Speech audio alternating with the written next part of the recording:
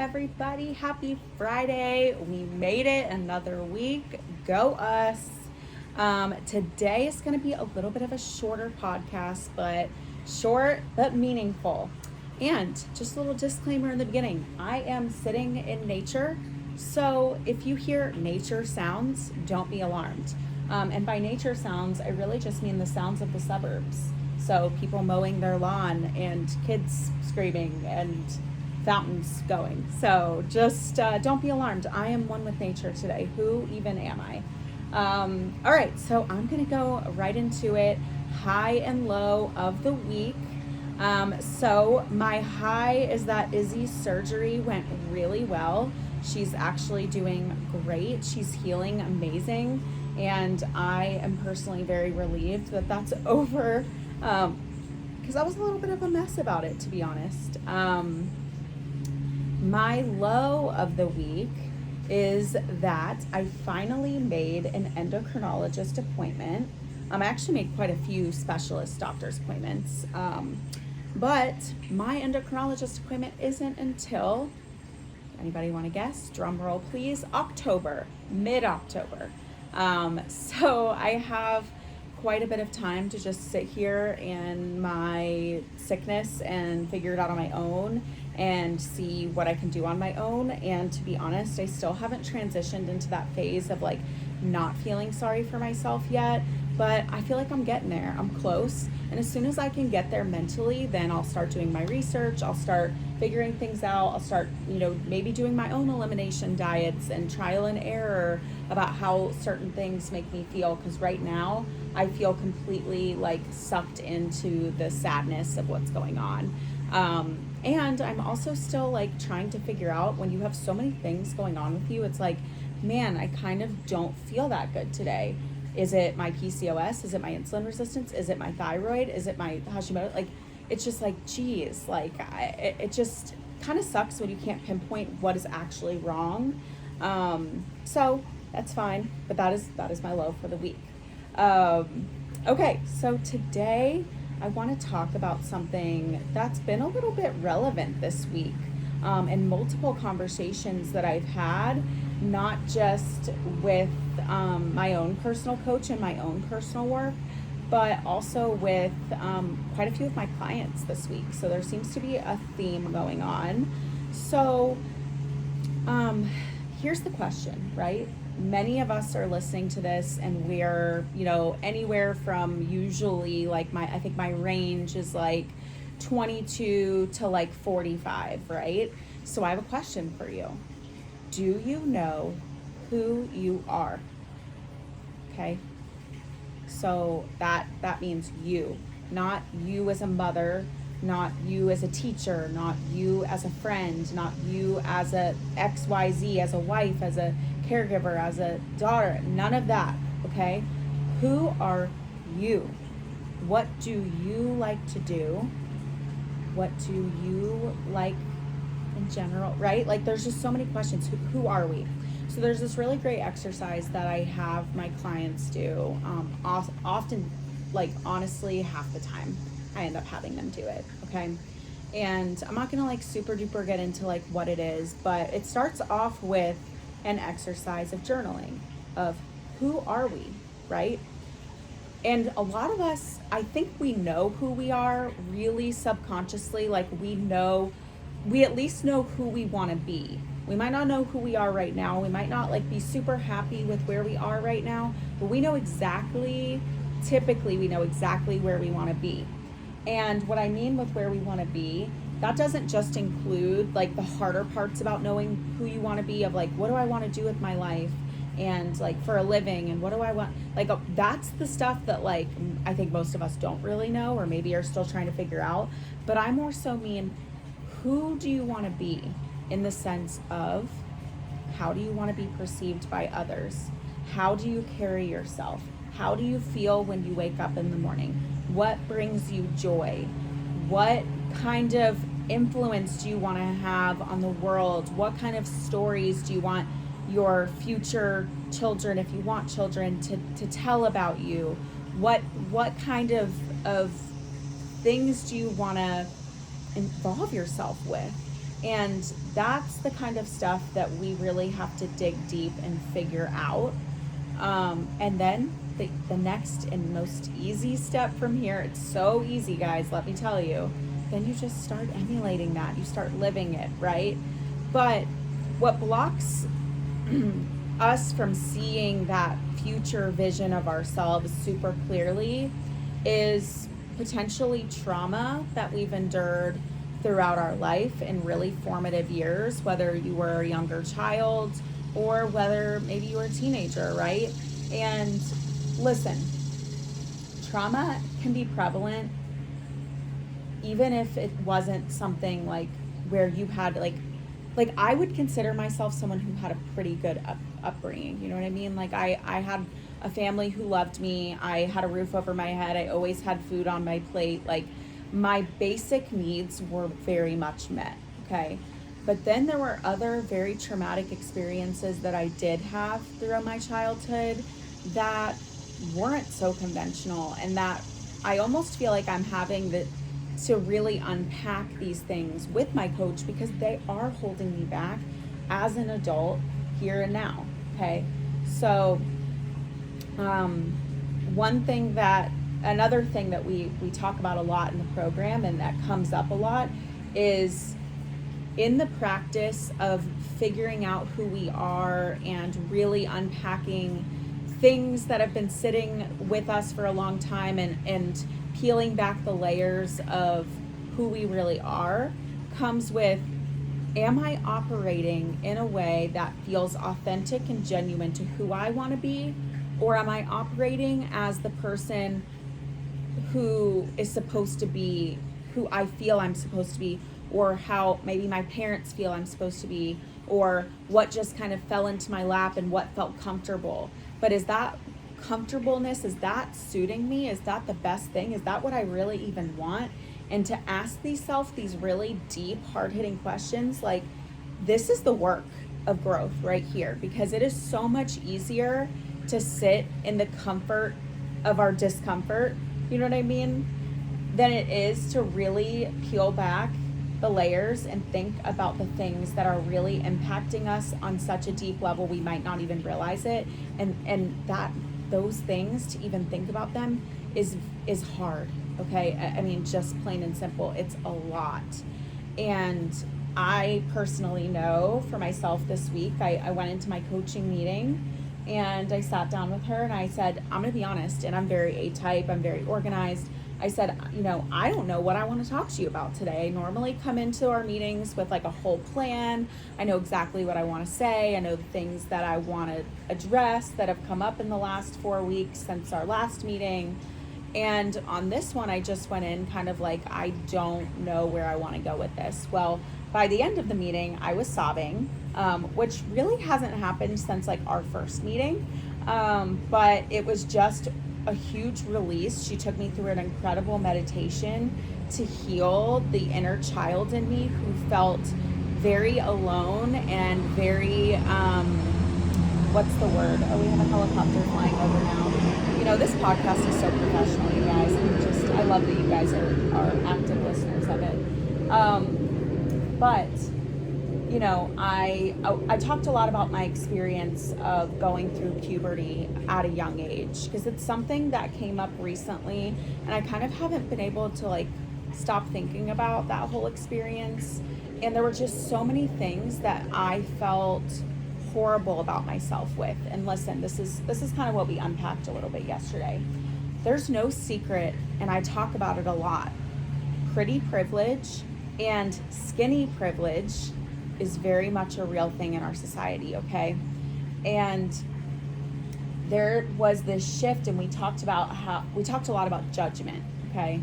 And I told her that my first like core memory of feeling judged was when I was 7 years old. And I had a teacher who didn't like me, and I had a dance teacher who didn't like me, and I had a friendship that was a little bit toxic, where she was making a lot of comments about my weight, and her mom was making comments about my weight, and I just felt different everywhere I turned. And on top of it, I had something going on with my body that no other little girl that I knew of was going through. And that was puberty at 7, okay? And instead of having like, I don't think puberty is a particularly pleasant experience for most people. I'll just throw that out there. But going through that experience at 7 years old, rather than having a conversation with your mother and saying, her saying, here's deodorant, it's gonna make you feel clean and it's gonna make you smell good and it's gonna be something that you're gonna make a part of your daily routine. And instead of like those very healthy conversations, when I went through puberty, there was chaos surrounded by it, right? It was doctor's appointments. It was what is wrong with her? Like, this shouldn't be happening. It was tests. It was these scary MRIs. I felt like there was something terribly wrong with me, right? And I specifically remember going into dance class and I would wear a t-shirt over my leotard because I didn't want anybody to see my dark armpits that I had to shave. Or if, God forbid, I had stubble or had forgotten to shave my armpits that day, I was so mortified. I didn't want anybody to look at me and to see me as that. It was this secret that I had to keep. And I can't remember, but I really don't even think my best friends knew what was going on with me. And I mean, I certainly wasn't telling them if they did know. I was so embarrassed. And so going through that experience, and then on top of it, starting to put on a lot of weight, and my whole face is changing, and I'm kind of entering into those awkward years where you're really just not that cute anyway. But I went from being so cute to being not very cute. And that experience, I was shown from a very young age what it's like and how differently you're treated from everyone around you, and how impatient people can be with you, and how, the things that you were getting away with before, you don't get away with those things anymore.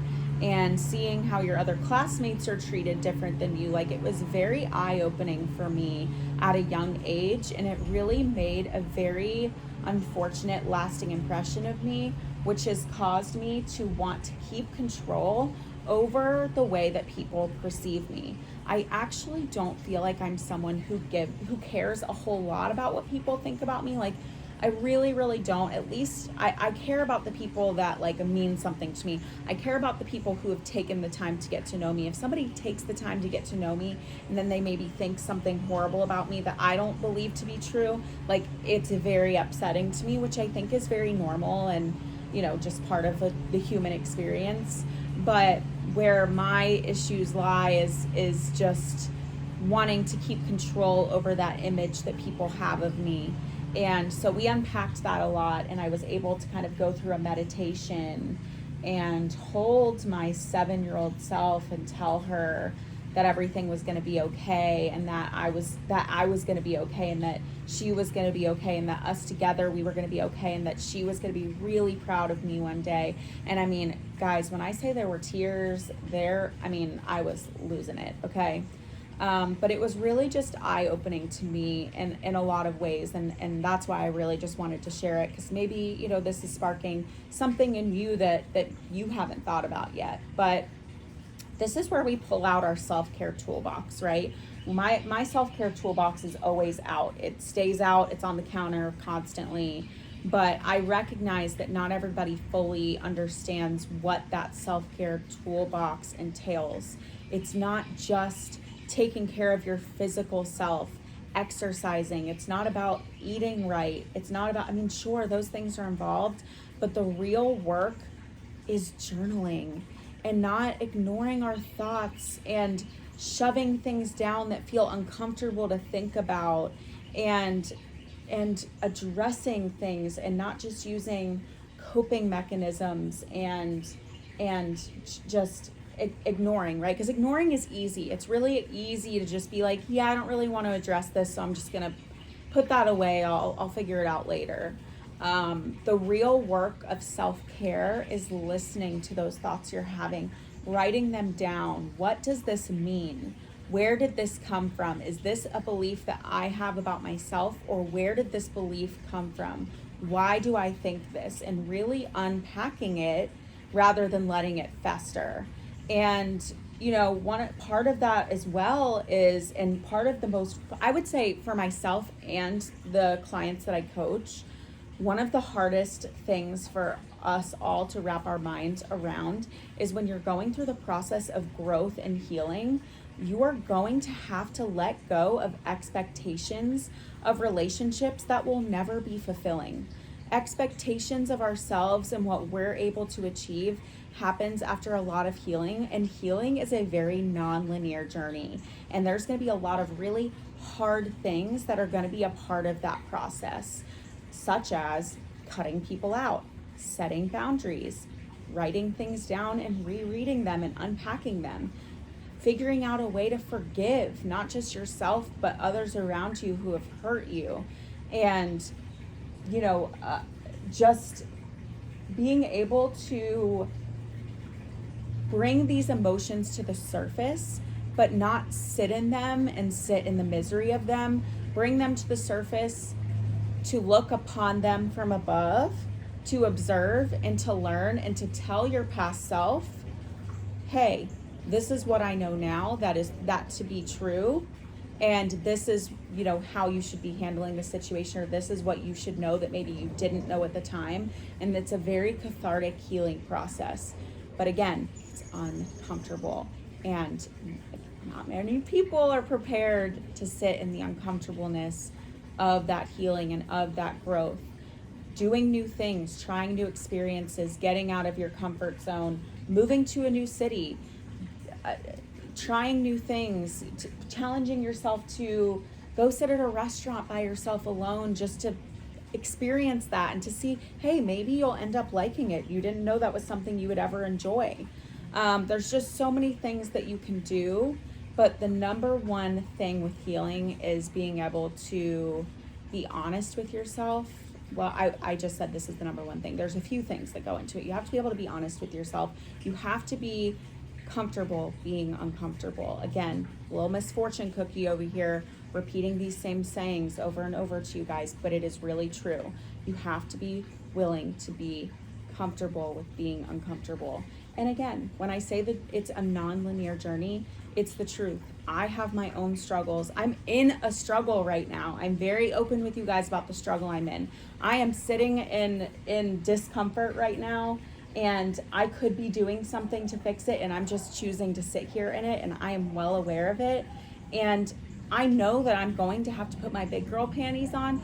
You know what? I'm just not ready for it yet. I think that I need to sit in my misery just a little bit longer, and that is totally okay. And this is what I say to the girls when they're in a funk or when they're going through a tough time. That's totally fine. If you feel like you need to sit in it for a little while, totally valid, but there's an expiration date on it. And sometimes it's just a matter of us saying, okay, you have until tomorrow at noon to be an asshole to yourself, okay? And then come tomorrow at noon, we're 180ing. We're setting our alarm. We're waking up early. We're getting back to our habits. We're drinking our water. We're eating healthy. We're doing the things that we know we need to be doing and that we should be doing that make us feel really good, that we can't always do for ourselves 100% of the time, because it just is hard to be, for lack of a better word, perfect all the time. So let this be a reminder that I'm validating you, and I'm validating you if you're going through a hard time, but I'm also not validating that you're going to sit in that hard time forever. I'm validating that it's okay to feel what you're feeling, because feelings are important to listen to, and they are very insightful a lot of times. But if you're just sitting in them and you're not listening to them and you're not taking note of the things that you're feeling, and just making a mental note of, hey, when I'm ready, I need to unpack this and I need to figure this out, then you're doing yourself a huge disservice, okay? So we are not going to be victims. We certainly I personally have waves of feeling like I'm in a victim mentality, but I don't like to sit in that, because that doesn't feel good, does it? Not to me, at least. So just a reminder for yourselves, and I'll just do a little bit of a recap, that it's okay to not know who you are right now. You do actually have a better idea of who that person is than you might even realize right now. But again, you have to unpack the trauma and the subconscious healing that you need to do to be able to very clearly see that vision of who you want to be and to get there. So that's where the self-care toolbox comes in, not just the eating healthy and the exercise, but that work of boundaries, setting setting boundaries in relationships, and journaling, and reaching out to a friend, hiring a coach, talking to somebody about the things that you're feeling, rather than feeling like you're the only person dealing with things. Because reminder, you're not. And as I've allowed myself to be more vulnerable about the things that I felt and the things that I've gone through, I've noticed that others have become more vulnerable and have allowed themselves to say, wait, me too. And I have never felt so seen before.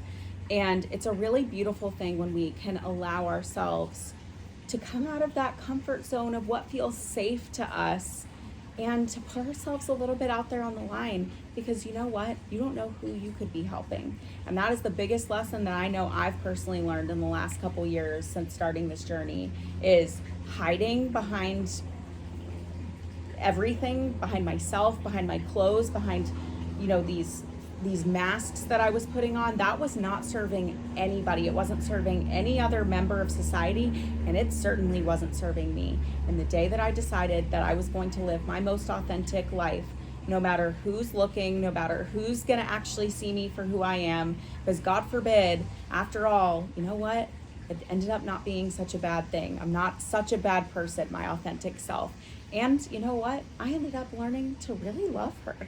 And that is a really special thing. And that's an experience that I hope that every single one of you listening to this podcast has either already had or is going to be having soon. Because when you can genuinely and authentically love yourself, the care and the treatment and the things that you put up with in life, like those things are a lot lower, and it's going to be a lot easier for you to put boundaries up with people. And you're just going to live a more joyful and peaceful life overall.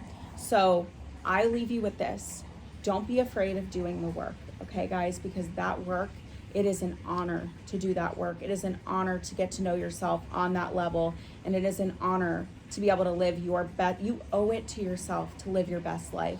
And you owe it to your 7-year-old self. You owe it to your 12-year-old self. You owe it to your 17-year-old self to do for that little girl and that teenager and that young woman what you know you needed. And listen, strap in, because there's a lot of tears. And if there's not tears, then you got to dig deeper, because there's pretty much always tears. If you're hitting the nail on the head and you're hitting that sore subject, you'll be crying, girl. So if you ever need some help talking through these things, you can always send me an email. My email is jules@sayyesto.co. I'm really happy that you guys listened. We had a nice, short, and sweet one today. You guys go enjoy your summer Friday afternoon. Remember to stay sexy, and I will talk to you next week. Bye-bye.